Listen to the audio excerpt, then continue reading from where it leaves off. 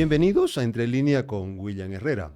En esta oportunidad vamos a conversar con el académico español Rubén Martínez Dalmau. Rubén Martínez Dalmau es una persona muy conocida en nuestro medio, imparte sus conocimientos en varias de las universidades bolivianas.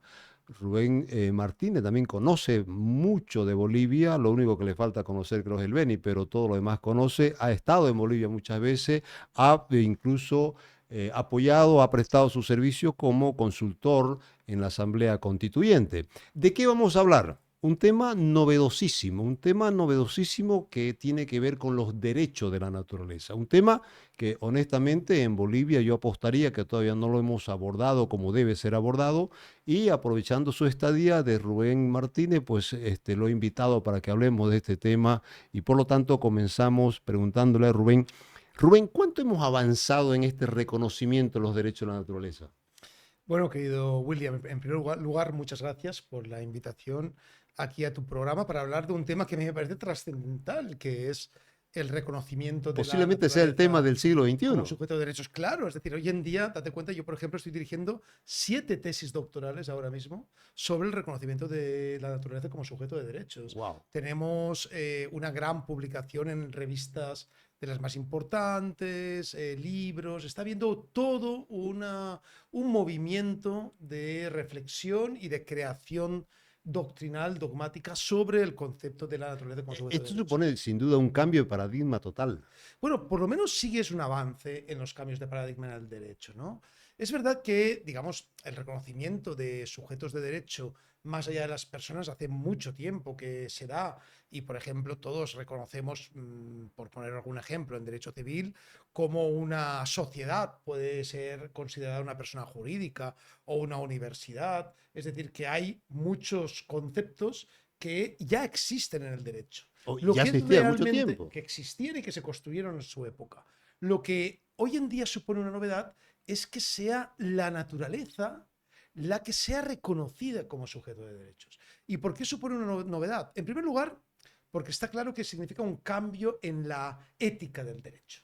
Es decir, hemos construido históricamente una ética basada en la persona como el centro del derecho, es decir, una visión antropocéntrica del derecho, y ahora estamos avanzando hacia una visión diferente que solemos llamar biocéntrica o ecocéntrica, es decir, donde entendemos que la persona forma parte de un mundo, que hay unas relaciones de relación permanentes con el mundo que nos rodea, que no podríamos vivir si no fuera por el planeta, y que por lo tanto la ética no puede ser una ética que caiga solo y exclusivamente en la persona, sino que tiene que caer en el mundo. Y en eso está el derecho construyendo, en la construcción de una nueva ética del derecho. Déjame decirte, Rubén, que para nosotros hasta hace algunos años hablar de estas cosas era, como decimos comúnmente, chino. Pero ya tenemos una ley, por ejemplo, de protección a los animales, de una ley, la ley 700, si mal no recuerdo, 2010, y ya hay personas incluso que han sido condenadas por maltrato al animal. Eso antes, te reitero, era impensable. Ahora ya se habla de los derechos de la naturaleza, los ríos tienen derecho, la Amazonía tiene derecho, pero a ver, un poquito aterricemos, cómo se explica todo esto?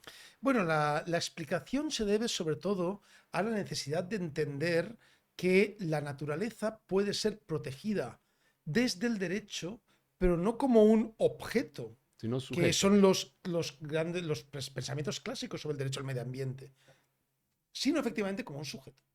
Date cuenta que en la visión clásica medioambientalista, el derecho al medio ambiente, por ejemplo, se plantea desde la perspectiva de las personas.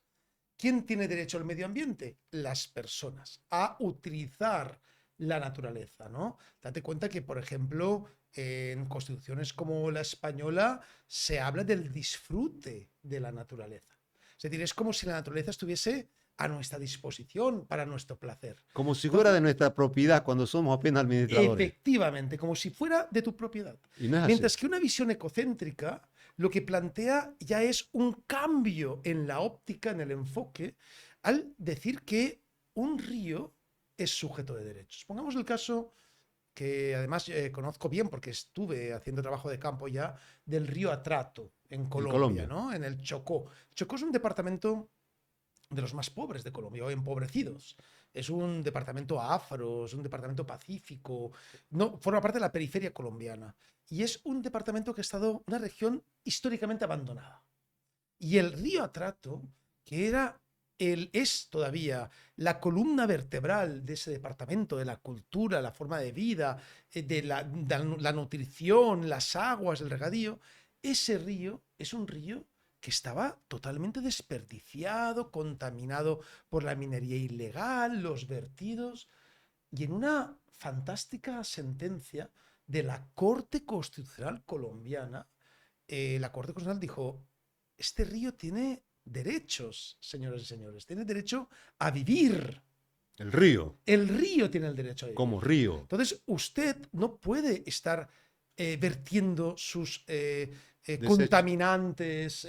No. Tiene derecho a vivir, tiene derecho a circular, tiene derecho a ser. Y ese es el gran fundamento del reconocimiento de los derechos de la naturaleza, la reconstrucción de una ética verde con el mundo. Pero además dependemos de la naturaleza y no lo sabíamos, quién sabe, o si lo sabíamos no lo tomábamos en cuenta. Claro, es que muchas de las perspectivas que se oponen a esta construcción de una ética ecocéntrica lo hacen desde mi punto de vista de la ceguera de no entender hacia dónde avanza el derecho en el mundo. Porque date cuenta que los derechos de la naturaleza se construyen a través, sobre todo, de la incorporación del pensamiento de los pueblos originarios en la construcción de un derecho mucho más plural y en un enfoque que hemos aprendido de los pueblos originarios y que tienen que ver De la con Pachamama. algo que aquí en Bolivia se sabe muy bien, que es la participación de los pueblos originarios en la construcción del Estado y del derecho. El vivir bien. Entonces son el vivir bien, ¿no? Pero recordemos que en Maña, la son Constitución ecuatoriana del 2008, por primera vez, y esto hay que decirlo así porque fue precisamente en los países andinos donde surge toda esta teoría, o donde se hace realidad esta teoría. Absolutamente. Porque es verdad que hay algunos inicios en algunas pequeñas ciudades norteamericanas, como Barstead, que ya empiezan a reconocer el agua, por ejemplo, como sujeto de derechos a principios de los 2000, pero donde realmente se da un impulso definitivo fue la Asamblea Constituyente Ecuatoriana, que cambió totalmente el paradigma, se construye sobre la base del papel de los pueblos originarios, sobre la base de la construcción de un Estado plurinacional y que incorpora un maravilloso artículo 10 de la Constitución ecuatoriana que dice que la naturaleza Tiene es derecho. sujeto de los derechos que reconoce la Y Constitución. tiene derecho en consecuencia. Y en alguna medida, la Constitución boliviana del 2009 también va Va en esa vía dirección. ecocéntrica. Va en esa Totalmente. dirección. Uno lee el artículo 8 de la Constitución boliviana, cuando ve todos los principios básicos del Estado boliviano, y habla de la Masúa, Mayuya, Maquella, el Ibi Maraey, el Ñanderecó, al final, ¿de qué habla? De armonía con la naturaleza. Habla de una relación muy estrecha con la Pero hay naturaleza. dos leyes además específicas. Claro, después. efectivamente, tú lo conoces muy bien, querido William, tenemos la Ley de Derechos de la Pachamama, que fue de las primeras impulsoras en todo el continente. Pero ahora ya no hablamos solo de un fenómeno latinoamericano, hablamos de un fenómeno mundial. Universal. Es decir, el reconocimiento de los derechos de naturaleza lo tenemos en América, lo tenemos en Europa, lo tenemos en Asia, lo tenemos en Oceanía. Fíjate el caso del país donde mejor se vive en el mundo, que es Nueva Zelanda. El país con mayor índice de desarrollo humano, el país con un mayor índice de democracia. Pues Nueva Zelanda, hace ya varios años, reconoce los derechos del río Wanganui a través, además, de la participación de los pueblos originarios neozelandeses, maorís, y de la visión maorí sobre el río, y empieza a hacer algo importantísimo, que es el reconocimiento de los elementos naturales que son sagrados para el pueblo maorí por parte del derecho neozelandés. Imagínate los avances que se están produciendo. En Europa. Nosotros, hace algo más de un año, en España entró en vigencia la ley de reconocimiento de derechos del Mar Menor, en Murcia, donde hay una laguna mediterránea que se está muriendo, y que la ley le otorga un reconocimiento como sujeto de derechos. Y se está construyendo todo un sistema de garantías para la recuperación del Mar Menor y para su vigencia dentro del marco de un derecho totalmente diferente del que había.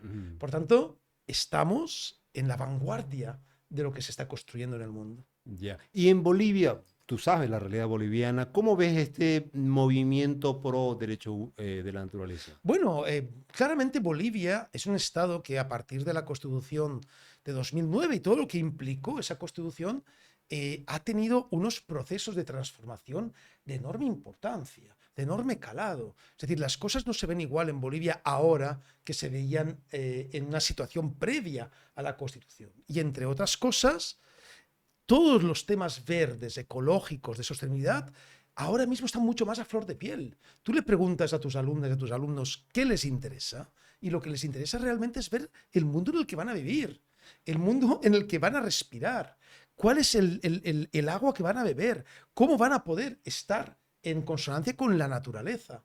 Y lo cierto es que Bolivia está en un momento inmejorable para colocarse en el avance del paradigma. Estamos ante uno de los países más biodiversos del mundo.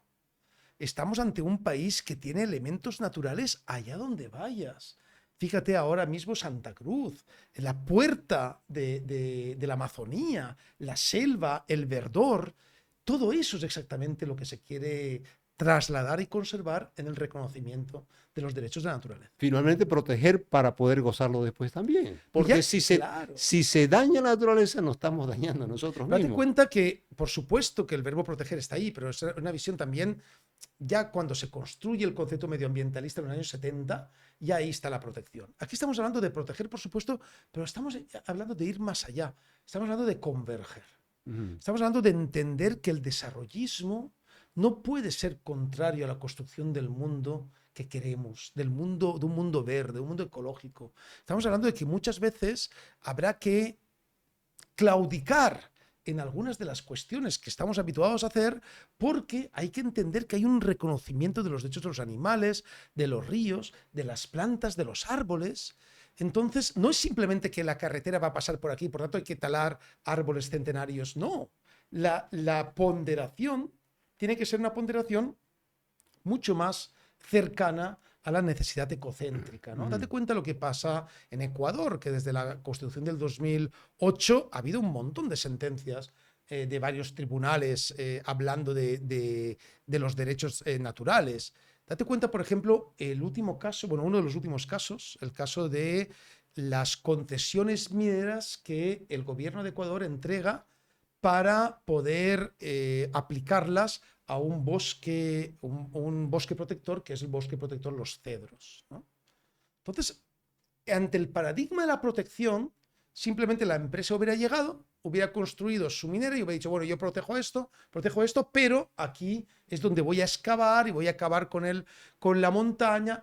Pero desde el punto de vista de la convergencia con la naturaleza, el Tribunal Constitucional ecuatoriano dice, no, no es así. No pueden entrar en un bosque protector del que depende además una serie de ecosistemas de enorme importancia. No pueden. Pero es que, oiga, yo tengo una licencia de... Ya, usted tendrá lo que querrá. Pero eso es inconstitucional. Usted no puede derribar un bosque porque quiera sacar mineral. Ese es el cambio de paradigma. Bueno, lo propio ocurrió aquí en Bolivia, en Cochabamba, con la carretera del Tigre. No sé si te suena, cuando han querido construir una carretera por medio bosque y, entre otras cosas, se ha frenado. Hasta donde se ha frenado precisamente por eso, ¿no es cierto? Porque al final, carreteras podemos hacer muchas, aeropuertos podemos hacer muchos, pero planeta solo hay uno. Y si este planeta no tiene las condiciones para poder vivir dignamente en él, no valdrá la pena vivir. Pero recordemos además, Rubén, que todo esto también viene como consecuencia de la defensa del medio ambiente, ¿no es cierto? Toda esta teoría medioambientalista, todos estos encuentros que han habido en Río de Janeiro en el 2092, si mal no recuerdo. En las Naciones Unidas también a partir del 2000 hay una serie de instructivas, de directrices en este caso, y todo esto es lo que finalmente ahora ya no es una teoría, sino que es una realidad, ¿verdad? Totalmente. Estamos hablando de un avance que se hace por momentos. Date cuenta que realmente el problema con la relación con la naturaleza no surge seriamente hasta los años 70, es decir, hasta hace 50 años. 50 años, que no es nada históricamente hablando. No es nada, efectivamente, no es nada. Date cuenta que las constituciones existen desde hace más de 200 años, o sea, y es en los últimos 45 años cuando se incorporan derechos como los derechos medioambientales y se incorporan tímidamente.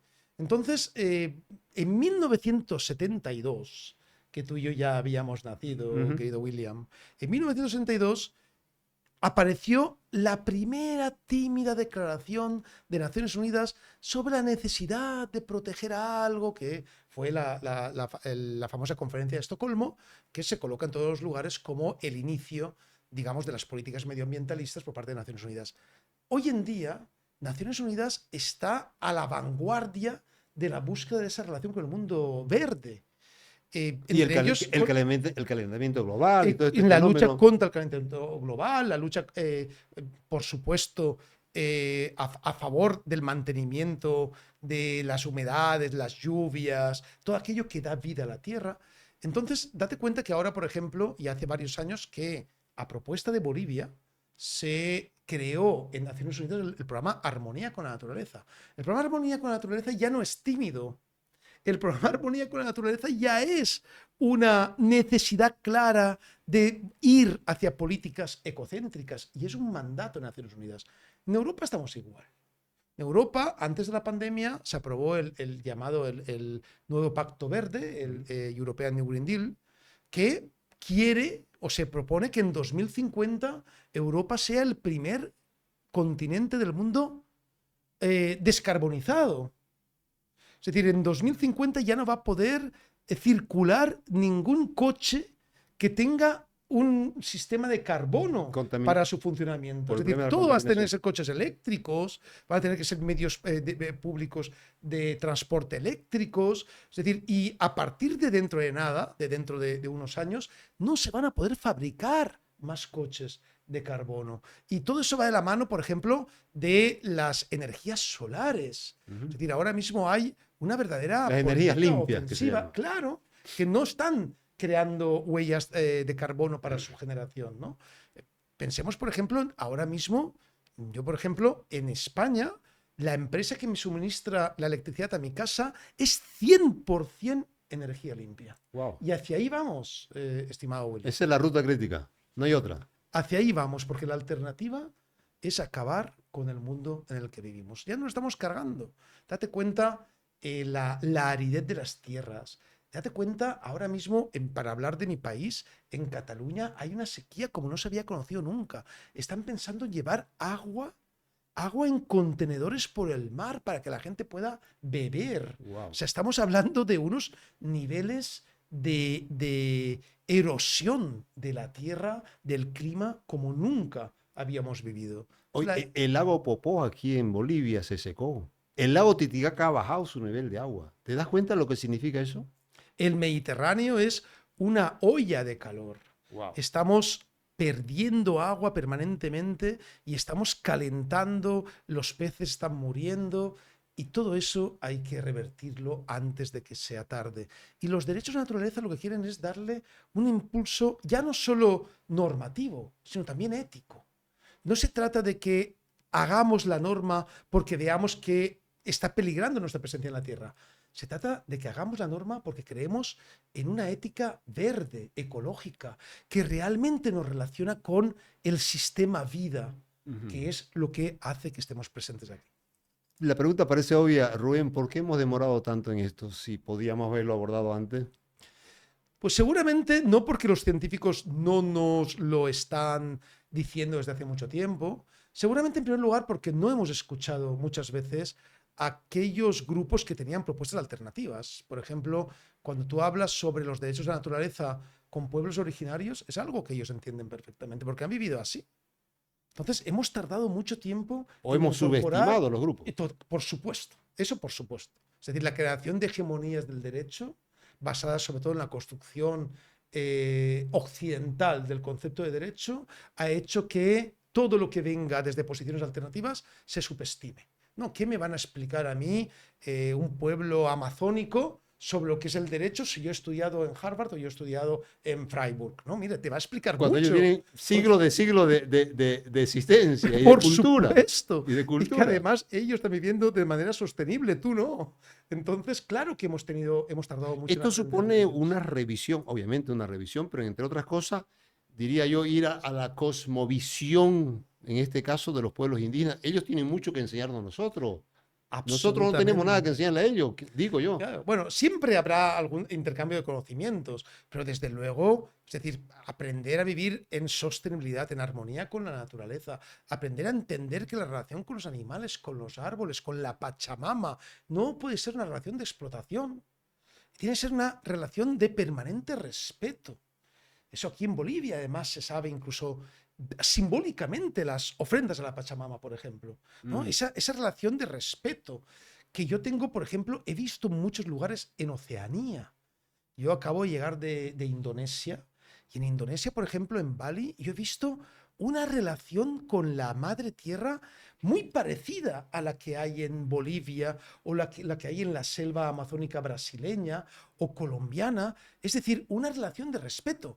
Entonces, seguramente los que nos hemos creado en ese núcleo de pensamiento occidental, que ha sido muy reacio a la incorporación de ese tipo de elementos, nos estamos dando cuenta que hay mucho que aprender. Ujú. Date cuenta que una de las revistas más importantes de derecho constitucional del mundo en español, que es Teoría y Realidad Constitucional, publicó un artículo mío en diciembre, desde hace unos meses, sobre los derechos de la naturaleza. Es decir, estamos diciendo que estamos ya entrando en el fundamento de la creación científica del derecho. Ujú.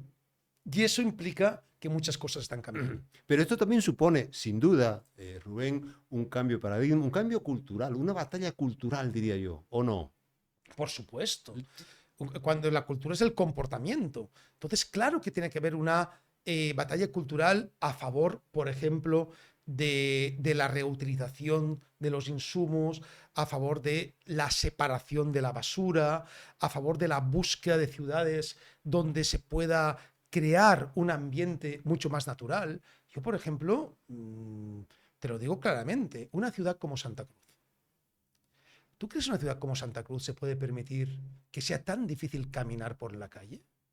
O sea, se puede permitir que sea tan difícil caminar por la calle y al final todo el mundo tenga que ir metido en un auto para poder desplazarse a lo mejor 400 metros, que tú que también has vivido en Europa, sabes que nosotros 400 metros vamos caminando Aprovecha para hacer siempre, ejercicio. por supuesto, porque O en además bicicleta. o en bicicleta, pero ¿por qué? Porque no hay aceras adecuadas, no hay calles peatonales para No es una caminar. ciudad amigable, En digámoslo. ese sentido, no, lo puede ser. ¿Tú no crees que Santa Cruz tiene potencial para crear unas políticas ecológicas? Claro que lo tiene, las tiene muchísimo. Tienes todo un cinturón verde, tienes la vegetación entrando, llamándote a la puerta, tienes la capacidad para poder sembrar y que te crezca automáticamente todo tipo de elementos naturales. Pero hay que tener voluntad. Ujú. Y eso empieza por una visión ecocéntrica.